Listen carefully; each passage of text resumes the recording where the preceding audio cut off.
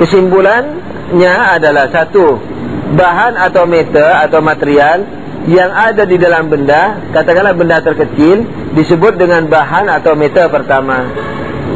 Bahan pertama atau meter pertama atau material pertama. Yani bahan atau meter yang ada di dalam benda, katakanlah benda terkecil, disebut dengan bahan atau meter pertama. Dua, bahan pertama ini bersama dengan bentuk benda, yakni 3 dimensi, selalu siap untuk menjadi bahan bagi bentuk golongan apa saja, emas, perak, tanah, daging, darah dan seterusnya, yang akan mendatanginya, di mana mereka dengan itu dikenal dengan bahan kedua. yakni benda pertama memiliki bahan pertama sebelum jadi benda pertama, lalu bahan pertama dengan bentuk pertama benda sehingga dikatakan benda pertama, itu siap menerima golongan-golongan lagi, form-form lagi. Di situ dia dibilang apa? Bahan kedua, yakni bahan pertama sebelum kejadian benda pertama, lalu benda pertama ini adalah bahan kedua.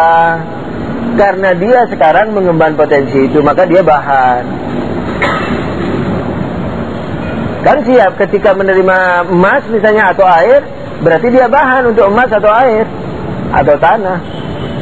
Menerima manusia juga begitu, berarti bahan untuk manusia. Sangkalan, ini debatannya sekarang. Di Bidayatul Hikmah tidak ada loh. Jadi di Bidayatul Hikmah kan saya bilang diambil dari bukunya Alamat Tawatoy Bidayatul Hikmah. Nah ini kerinciannya, yakni apa namanya, kesimpulan, kerincian, penjelasan itu sampai di kesimpulan ini. Tapi sangkalan itu tidak dari kitab tersebut.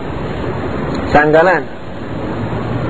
Sebagian filosof mengingkari keberadaan bahan pertama itu, dan kami mengikuti mereka, mengingat bahwa argumen mereka lebih kuat dari yang menerima keberadaannya. Ini keberadaan apa? Bahan pertama. Misalnya, ketika benda pertama harus memiliki potensi pada tahapan sebelumnya, benda pertama loh ya, harus memiliki potensi pada tahapan sebelumnya yang disebut dengan bahan pertama. Nah, ini potensi itu kan harus diemban oleh substansi. Substansinya yang mengemban disebut bahan, bahan pertama. Maka bahan pertama ini juga apa? Harus memiliki potensi seperti keberadaan benda pertama.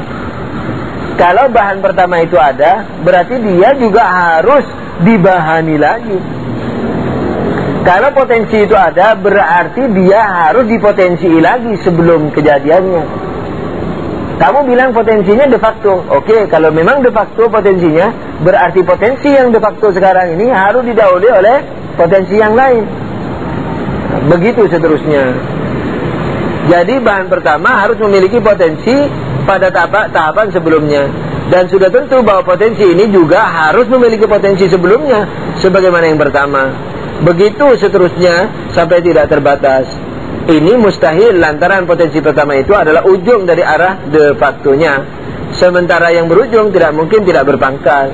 Jadi secara pasti tidak mungkin silsilah potensi itu berentet sampai tidak terbatas. Dengan demikian mustahil. Ketika mustahil berarti benda bahan pertama tidak ada, karena melazimi rentetan tadi. Dalil penolakan lainnya adalah kalau potensi untuk menjadi benda pertama itu ada, berarti ia telah ada tanpa kedefaktuan apapun. Kan begitu. Para penerima keberadaan bahan pertama ini pun mengatakan bahwa kedefaktuan bahan pertama sebagai potensi untuk menjadi benda pertama adalah bahwasanya ia adalah potensi. Kedefaktuannya adalah kepotensian loh, yakni bahwa kedefaktuan potensi adalah potensinya itu. Ini jelas sulit diterima karena potensi dan de facto adalah dua hal yang kontradiksi. Yang kedua, bahwa perkataan kedefaktuan potensi adalah kepotensian potensinya adalah perkataan yang menyalahi makna dari potensi itu sendiri. Sebab ketika dikatakan potensi berarti ia belum ada dan belum de facto. Lalu bagaimana bisa dikatakan bahwa ia adalah de facto? Dengan uraian di atas dapat dipahami bahwa bahan pertama atau potensi untuk menjadi benda pertama itu tidak ada. Dan yang ada hanyalah benda pertama, di mana kedefaktuannya adalah dengan 3 dimensinya, yang kemudian dikenal dengan bahan kedua itu. Kemudian karena ia adalah bahan kedua, maka dari sisi inilah ia disebut dengan potensi, yakni ke depan, yaitu bagi bentuk-bentuk yang akan datang ke depan. Jadi penyebab bagi keberadaan benda pertama telah mewujudkannya dengan tanpa adanya potensi terlebih dahulu. Jadi Tuhan ketika mau mencipta benda pertama tidak perlu mewujudkan potensinya dulu, langsung mencipta benda pertama. Baru benda pertama itu yang mengemban potensi untuk bentuk-bentuk berikutnya. Karena sebelum itu tidak ada keberadaan apapun hingga dapat mengemban potensi. Ada pertanyaan?